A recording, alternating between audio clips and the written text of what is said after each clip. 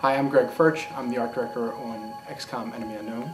And it was shortly after Terror from Deep had come out, and I started playing the original Xcom.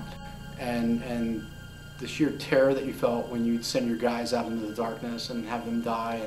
And quickly I learned that, that was actually my friend. Permadeath was good. And I still, to this day, can remember the very first time I encountered a sectoid and how creepy that was when he peeked through the orchard through the darkness. And that was just an absolutely super cool time. And even more cool that it was done in, 320 by 240 graphic.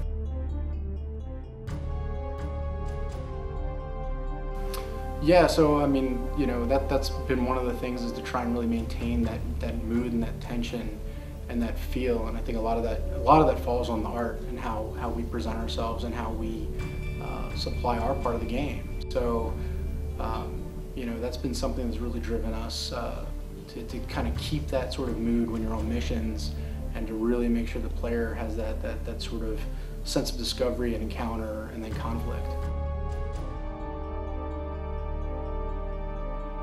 Xcom, at least the initial characters, really played a stereotype, and even the art direction plays with a stereotype.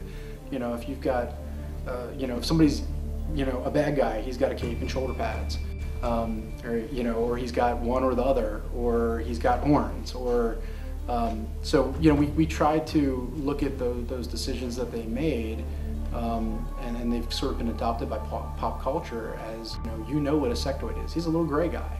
These guys, they don't look like real soldiers. They look like, G.I.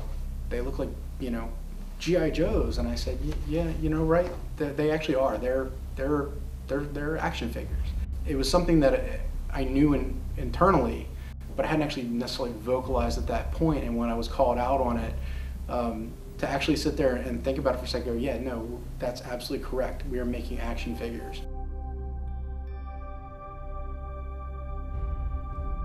But I think the one thing, the advantage we have now, is that we can make things look gorgeous. And so for us, we're really looking at making, the really great player experience, both visually and through design, that's immersive and engaging. And so for me, being an artist, that's the thing that I want us to really, that I'm the most excited about.